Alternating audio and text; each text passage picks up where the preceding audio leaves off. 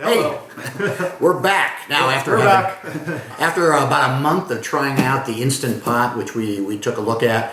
Al, based on my recommendation, is buying one himself for Christmas. I'm getting one for the family. It's the 9-in-1 off of Amazon for, I believe, let's see, $119.99, and it's the 9-in-1, 6-quart, $119.99. So it's very similar. This is a 7-in-1, and I got the 9-in-1.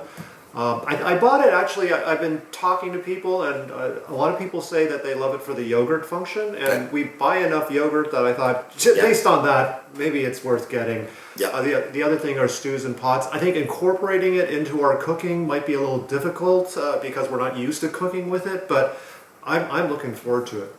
Yep. So this one is $79. I think the big difference is that one. It has an application and it has some computer functions, like you can save recipes. There's recipes that show up on a screen in front that can help guide you through the process, which makes it a little bit easier to use depending on if you like working that way. So it does come with also with a recipe book, which I used for a bunch of the recipes that we tested. So I did stews, and stews are great. It works works just like a pressure cooker. Takes a little bit longer because the pressure on this model, yours is a little bit higher pressure. You'll pressure cook faster than this one. It's based on the amount of pounds per pressure that this one can accommodate versus the one that's a little bit more expensive. So, but it did a great job on that. I also made a creme brulee out of this. So instead of putting it in what's called a bain-marie in a water bath, which I always spill water all over the place, and you can put it right inside here on the metal, the little ramekins filled with the creme brulee, right on top of this thing, and it was great. So the recipe they provided was a little bit eggy, but that's a recipe choice. I also made the yogurt, and this is one of the things I really told you about. The yogurt was so simple that you'll never, if you like plain yogurt, you'll never buy yogurt again. And that's what we usually do. We just have like the Fage plain Greek yogurt. Greek is a little harder because you got to strain the water out to make it thicker. Okay. But if you like like a French style full fat or low fat, like a Yoplait type. a Yoplait type thing. Water, but that is dead simple. It just takes a little bit of honey, agave, or stevia, or granola on top, or fruit, and it's good. Okay. Shockingly easy to do, and probably at a quarter of the price. And you made like a whole ton of it, and then just. I think you could put 4 or 5 little jars, maybe 6 jars, depending on how jars. Sounds good. What else did I make?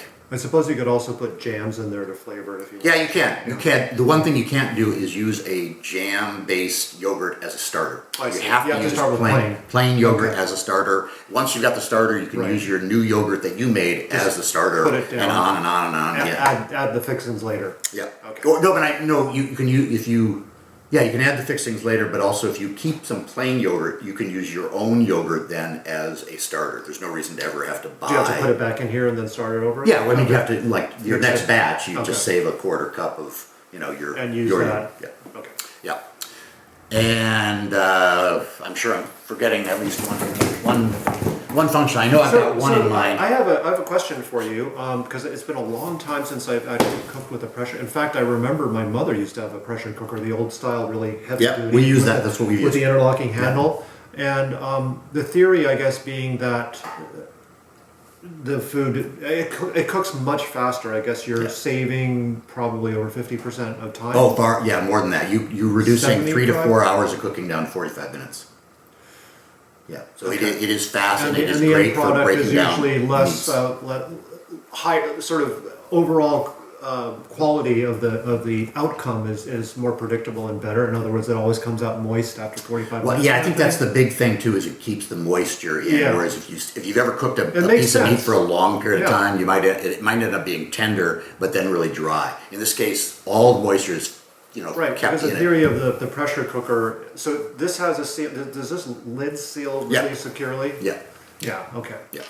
So this part is metal too. The last thing, and this is the one area that we have questions about. We have as Korean American family. We have a rice cooker, which most Asian American families have one of these. They don't ever do it in the saucepan, which that's the way I grew up doing it. I'm sure you got a No, rice. you would never do it in the Well, there's no reason to, because you make rice every day. You can also make porridge and things like that, but there's no guesswork. In other words, in the Midwest, we did it on a saucepan. Oh, well, It works, but it's not. You're making many a lot. people here, if they're not Asian, even in San Francisco, are not going to have one of these. Right. Yeah. So we've always had this little guy. Yeah. I have made, and I apologize for not having tested it more than once, but I used this to make rice. Failed. It didn't work well for making rice. Why? And What happened? too dry? Too wet? Too Moisture too variability. wet. Too wet. It might have been the way I set But it up. maybe you could dial down the amount of water.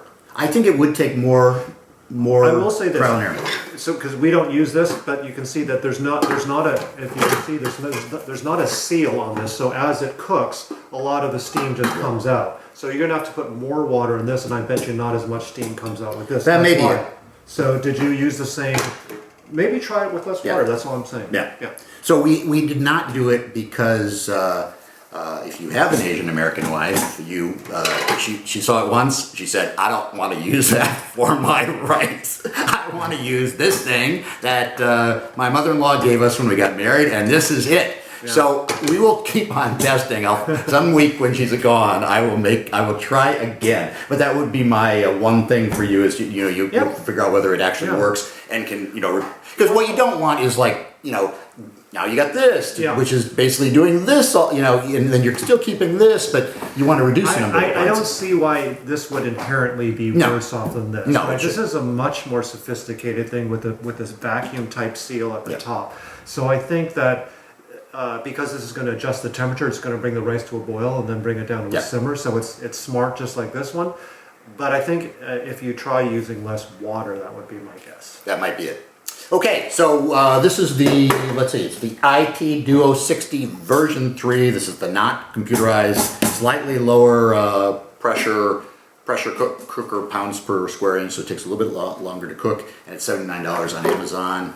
I'd recommend it. It's a good deal. It's a good product. Yeah. Since they've gone down in price a lot, they're a better deal than Maybe they were a year ago. more worth it than what I got. All right. Thanks. Paul Banks, GreatDad.com. He is Al Wong. Make sure to like and subscribe. We really appreciate your comments as well. Bye. Bye.